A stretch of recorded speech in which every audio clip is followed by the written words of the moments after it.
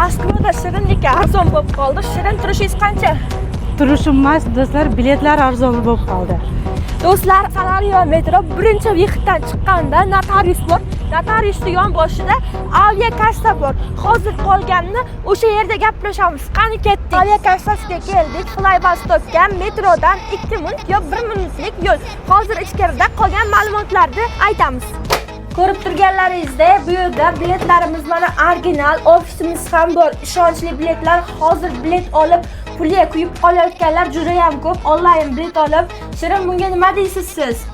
Do'stlar, shuning uchun aviakassasi bor, ishonchli aviakassalardan biletlarni xarid qilinglar.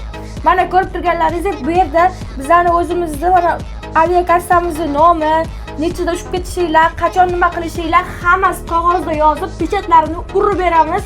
100% ishonchli, bu yerda arzon. Qirg'izistonliklar, tojikistonliklar, o'zbekistonliklar uchun doim ishlaydi. Mana ko'rib turibsizlar, telefondan shunday 24 soat ishlab turibdi. Bemalol ertalab 9 dan soat 8-9 gacha bemalol kelaverasizlar. Biletlarni Shirinxon yozib beraveradi. Sizlarni kutib qolamiz.